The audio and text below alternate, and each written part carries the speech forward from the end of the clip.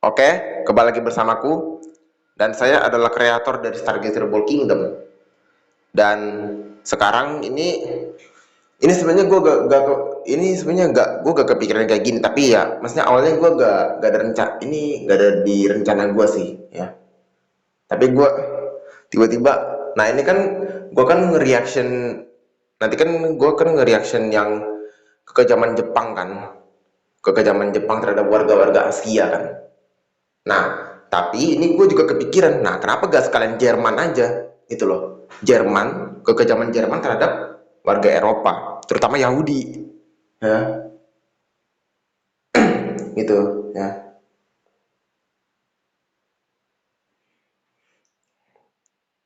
gitu loh. Gue kepikiran gitu loh. Paling ini gak ada di rencana gue, gitu loh. Oke, langsung saja kita mulai ya.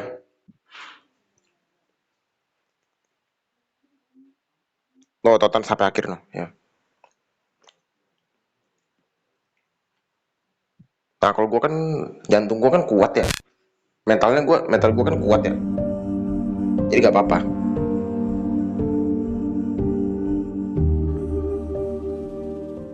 Halo sahabat movie, Bahkan kekerasan kembali kayak lagi gitu udah jadi bersama hiburan buat Gray gue. Movie. Nah, jika kita membahas tentang genosida, pasti istilah Holocaust bukanlah hal yang asing bagi kita. Ya, Holocaust adalah sebuah pembantaian tetapi besar-besaran gue yang masih pro dilakukan kemanusiaan. oleh negara Jerman Nazi terhadap hampir seluruh penganut Yahudi di Eropa. Dalam waktu 4 tahun, jutaan penganut Yahudi disiksa dan dibunuh oleh para tentara Nazi di bawah pimpinan si tangan besi, yaitu Adolf Hitler. Tragedi Holocaust yang mulai dilupakan oleh banyak orang menjadi alasan Steven Spielberg membuat sebuah film bertema Holocaust berjudul Schindler's List. Schindler's List merupakan sebuah film histori drama yang memancarkan rasa takut dan kesedihan. Warna hitam putih sebagai simbol kegelapan pada masa Holocaust. Pemilihan warna tersebut tentu menjadikan film ini terasa sangat realistis dan kelam. Sebelum kita masuk ke dalam isi ceritanya, saya kembali mengingatkan kalau video ini berisi full spoiler dari film Schindler's List. Jika kalian tidak terganggu dengan spoiler, jadi langsung saja kita masuk ke dalam isi ceritanya. Oke, gas. Ya, iklan kocak.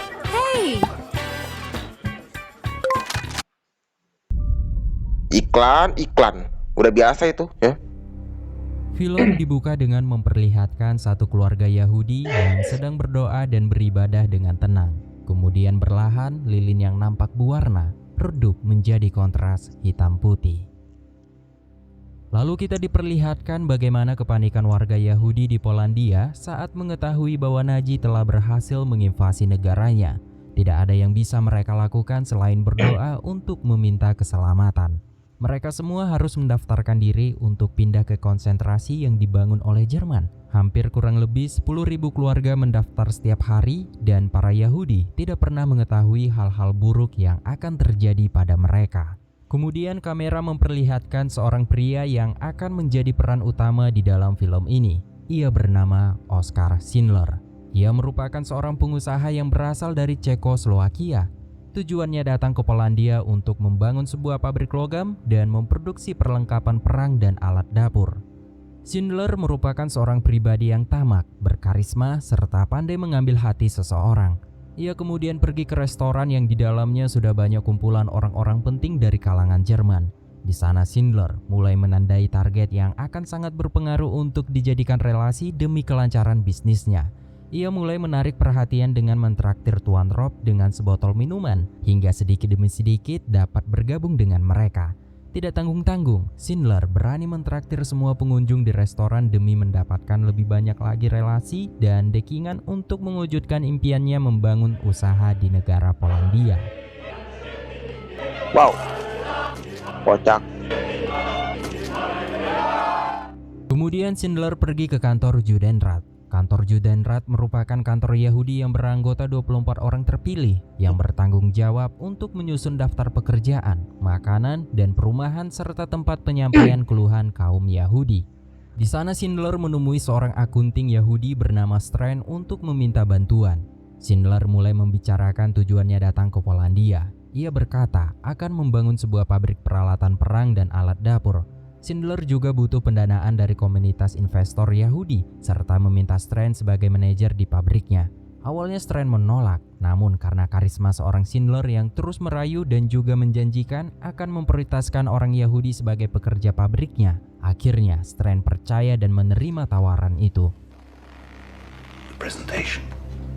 Setelah Jerman berhasil menginvasi Polandia, membuat keadaan ekonomi di sana menjadi buruk. Bahkan beberapa penduduk menjual barang-barang ilegal yang tentu saja itu dilarang.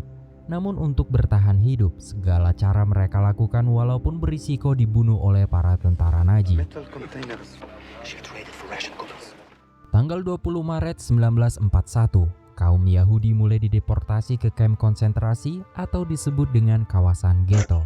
Sehingga para penduduk digiring untuk dipisahkan dengan warga Polandia. Baik yang kaya atau miskin, semuanya diseret paksa keluar dari rumah mereka dan diharuskan tinggal di ghetto yang sangat sempit dan kumuh. Ghetto digambarkan sebagai tempat yang sangat buruk dan tertutup, jauh dari jangkauan luar. Mereka juga dipaksa untuk hidup berkerumun layaknya hewan ternak, berbeda dengan Schindler yang begitu menikmati kehidupannya.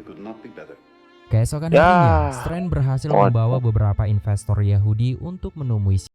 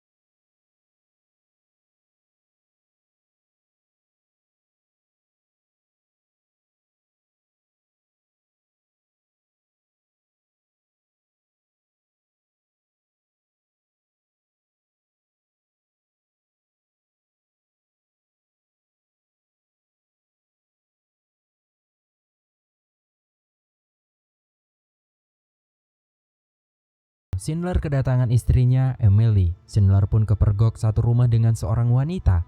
Tidak mau ambil pusing, Emily langsung mengajak ke restoran untuk dinner. Kemudian menginap 1 hari, lalu kembali ke Jerman. Nah, sekarang tuh ada AI yang bisa bantu guru bikin media ajar yang menarik untuk dinner. Kemudian menginap 1 hari, lalu kembali ke Jerman. Keesokan harinya, musim salju pun tiba. Tawanan Yahudi digiring ke suatu tempat untuk membersihkan jalanan dari gundukan es. Para karyawan Schindler berusaha meminta izin harus bekerja ke pabrik, namun tentara tidak mau mendengar alasannya. Sehingga Schindler mendatangi kantor Letnan Rauff untuk meminta agar tidak melibatkan karyawannya bekerja sebagai tawanan, karena itu akan menghambat produksi mereka. Mendengar permohonan Schindler, Rauff hanya tersenyum sinis. Keesokan harinya, seorang masinis yang hanya mempunyai 1 tangan datang menemui Schindler. Dia sangat bersyukur dan berterima kasih karena telah memberinya pekerjaan sehingga tidak dibunuh oleh tentara Jerman. Di sini Schindler paham betul karena setiap orang yang kekurangan fisik atau sudah tua, maka tentara Jerman menganggap orang itu tidak berguna dan dibunuh begitu saja. Namun Schindler hanya mampu menaruh rasa khawatirannya terhadap masinis itu. Dan benar saja, keesokan harinya, masinis itu pun langsung dibunuh di tempat karena sangat lambat dalam bekerja dan dianggap tidak berguna. Waduh. Mengetahui kejadian tersebut, Schindler tidak tinggal diam. Ia mengajukan protes terhadap perwira Nazi. Karena kejadian itu, produksi pabriknya terlambat 1 hari dan ia juga meminta ganti rugi. Saat berada di rumahnya, Schindler mendengar kabar bahwa Strand masuk ke daftar pekerjaan yang tidak dibutuhkan dan akan dipindahkan ke ghetto. Mendengar kabar itu, Schindler langsung bergegas menuju stasiun kereta yang mengangkut para Yahudi menuju ghetto. Kemudian Schindler mengatakan kepada para petugas jika Strand adalah manajer pabriknya, dan jika ia dipindahkan, maka bisa menghambat produksi alat-alat perang yang dibutuhkan. Kemudian Schindler mencari Strand di gerbong kereta yang sudah berjalan perlahan dengan bantuan para petugas. Strand menjelaskan ia tertangkap karena ia lupa membawa kartu kerjanya. Di waktu yang sama, ternyata barang-barang para penumpang Yahudi tidak dibawa bersama mereka, melainkan disita oleh para tentara Jerman. Waduh, kok disita, Wak? Malah disita, kocak. Di ghetto, terlihat para investor yang menjalani hubungan dengan Schindler pun sekarang sudah bangkrut dan hidup berdampingan dengan para Yahudi yang lainnya. Ternyata janji manis yang dikatakan Schindler dulu hanya sebuah omong kosong.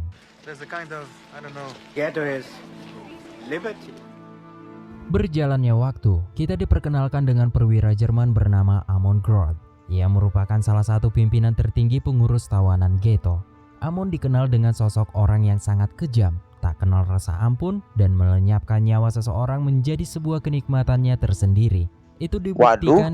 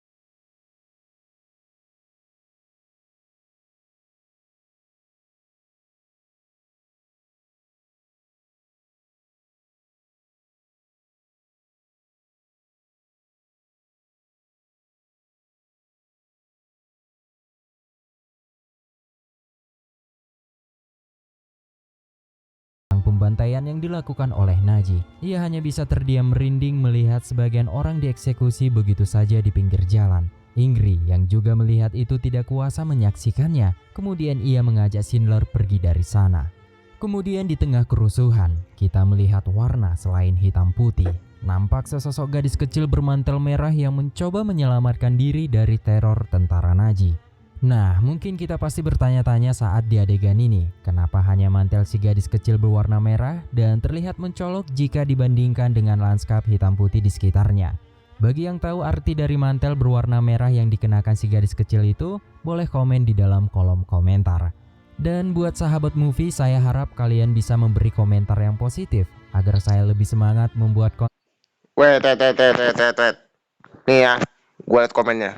Anak kecil dengan mantel merah dalam filmnya tuh adalah simbol yang sangat kuat nih ya. Film ini, oke ya, sabar. Gadis kecil yang berjalan dengan mantel merah di tengah kekejaman yang terjadi di sekitarnya menggambarkan ketidakbersalahan dan penderitaan yang dialami korban Holocaust. Mantel merah yang kontras di tengah warna hitam putih film membuatnya terlihat mencolok dan menjadi simbol kepolosan yang tersapu oleh kebrutalan perang dan genosida. Ketika akhirnya tubuhnya ditemukan di antara korban-korban Holocaust, adegan itu menyoroti betapa kejamnya dampak Holocaust terhadap individu-individu termasuk anak-anak yang tidak bersalah. Melalui garis ini, Spielberg menunjukkan bahwa di tengah statistik dan jumlah besar korban perang, ada individu-individu dengan kehidupan dan cerita yang dihancurkan. Mantel Merah adalah pengingat visual yang kuat akan kepedihan Holocaust dan mengajak penonton untuk tidak melupakan tragedi ini. Gitu ya.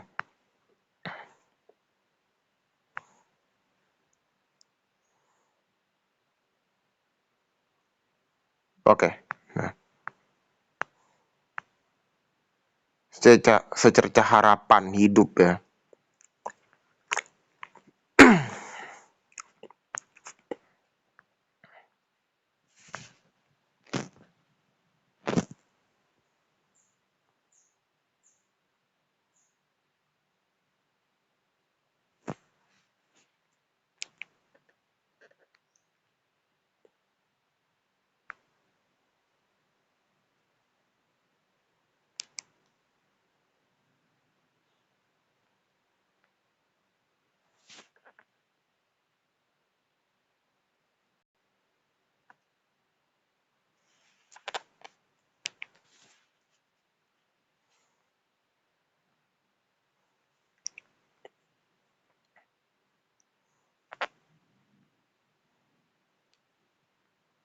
Wesh, dibalas cok.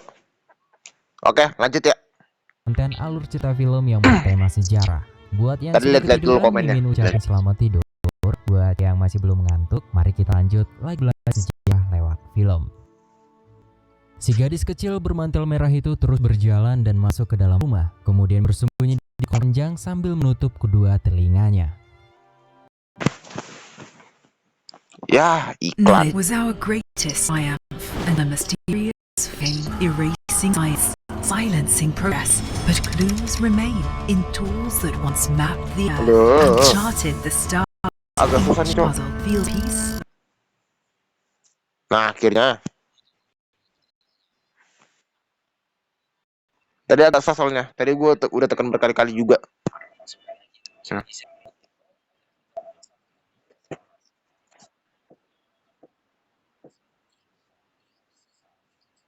Ya, ya, ya.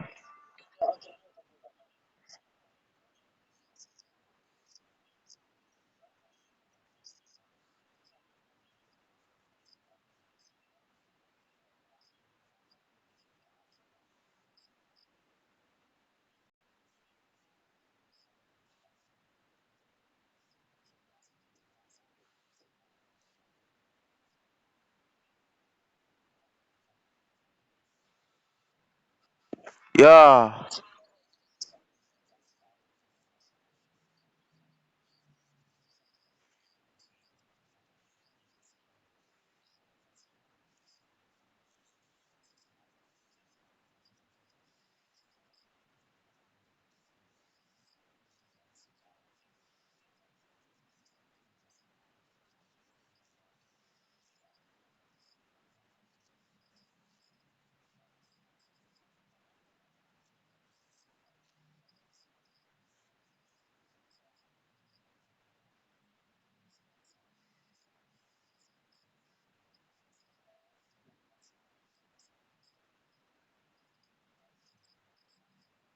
Ya.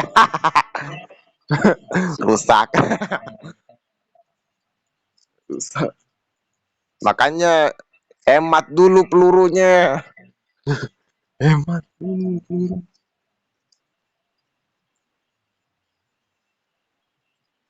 Hemat dulu.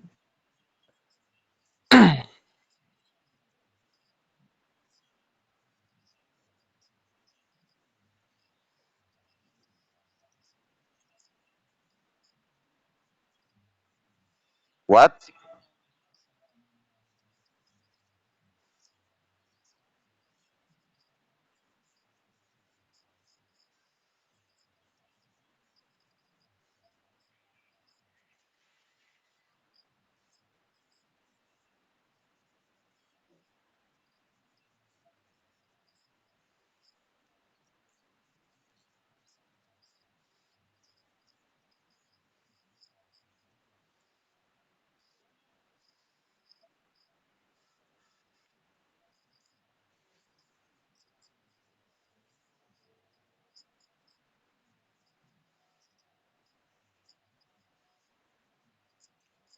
Waduh,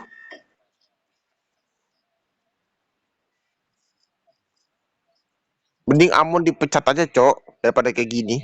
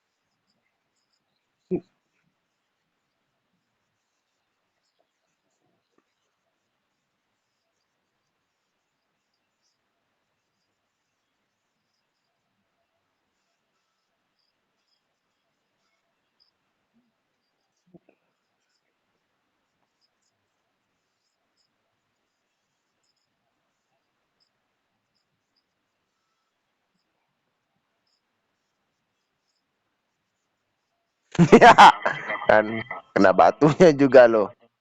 Kena batu.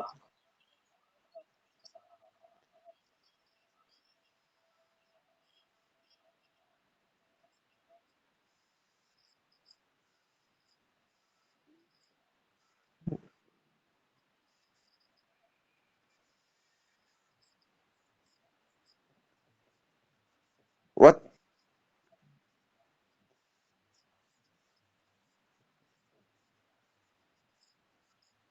Wes.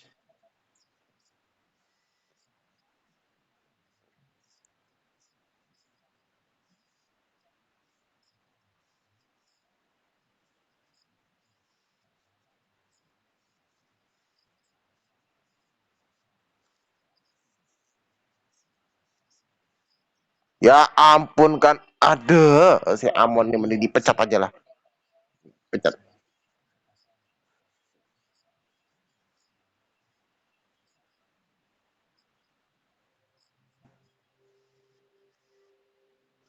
Di kantor Aduh, ini ada satu cowok unik banget. mulai Kerja, lagi. nggak bisa. Skill, nggak ada. Tapi anehnya, dia digaji paling tinggi di perusahaan. Beberapa hari kemudian, Schindler kini berulang tahun. Ia berpesta ria dihadiri orang-orang penting. Kemudian datang dua gadis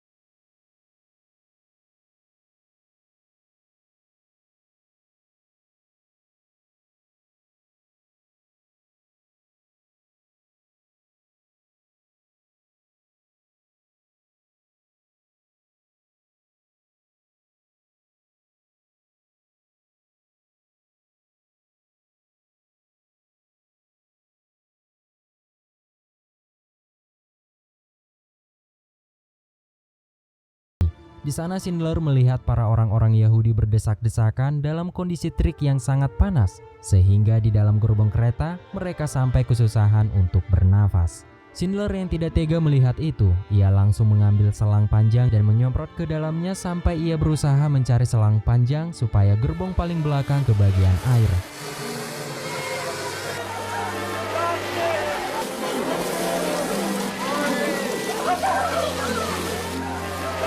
Air merupakan sumber Melihat usaha kehidupan. Schindler, para perwira itu malah mentertawakan Schindler dan mengatakan jika Schindler sangat kejam karena ia memberi harapan hidup bagi orang-orang Yahudi. Namun Schindler yang masih memikirkan nasib para penumpang, ia memerintahkan para petugas untuk memberi penumpang itu air setiap kali kereta berhenti. Amon yang mendengar itu membuat ia kembali bingung atas apa yang Schindler perbuat. Di dalam pabrik, Schindler didatangi petugas lalu menangkapnya atas kasus berani mencium kaum Yahudi di saat ulang tahunnya tempo hari. Tanpa mikir panjang, Schindler pun mengikuti prosedur yang diinginkan Jerman dan didatangi petugas lalu menangkapnya atas kasus berani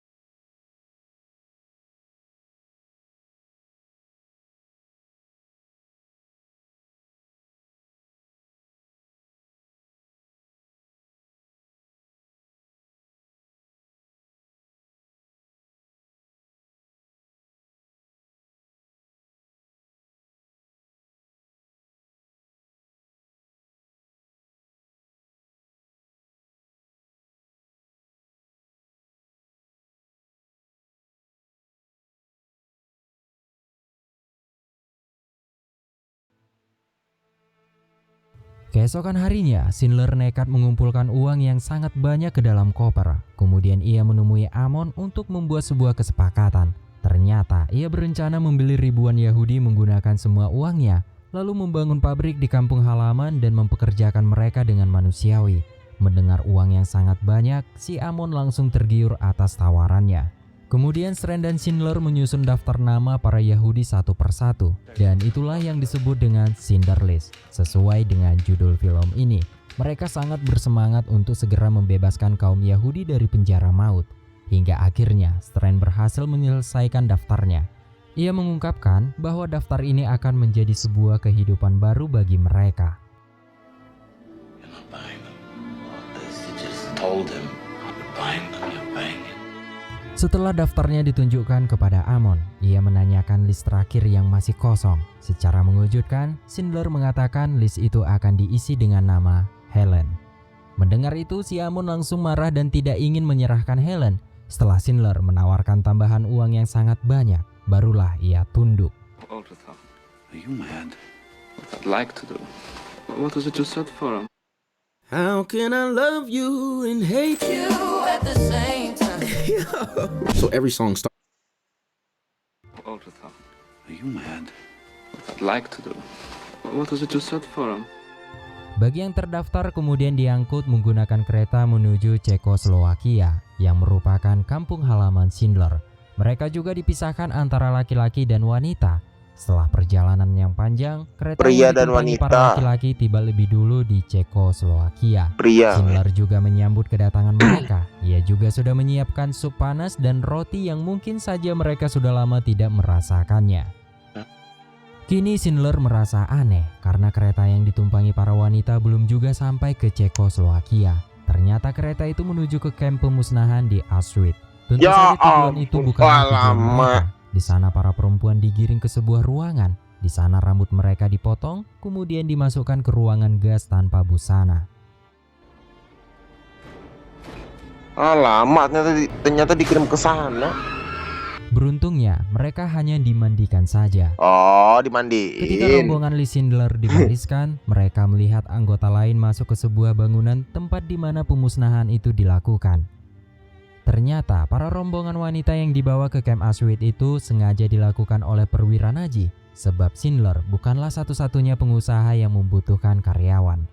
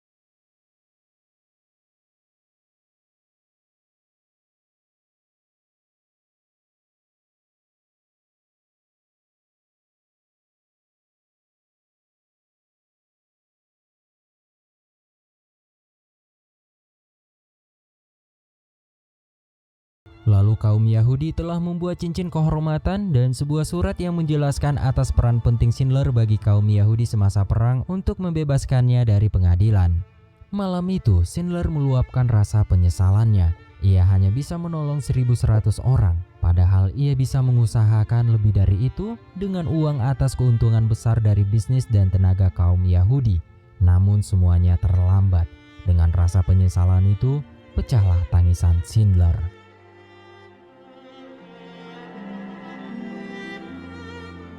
Esok harinya, perang telah berakhir. Lalu tentara Uni Soviet datang menemui para Yahudi yang selamat dan berkata jika mereka sudah dibebaskan. Seluruh kaum Yahudi mulai berjalan menuju kota untuk memulai kehidupan baru. Di sisi lain, Amon yang tertangkap hidup-hidup, ia mendapat hukuman gantung oleh tentara Uni Soviet. Beberapa tahun kemudian, semua orang yang pernah diselamatkan tidak pernah melupakan atas jasa Schindler. Dan sampai sekarang, para Yahudi yang Schindler selamatkan dengan bangga menyebut diri mereka sebagai Yahudinya Schindler. Dan film pun selesai. Oke, sampai di sini dulu videonya ya.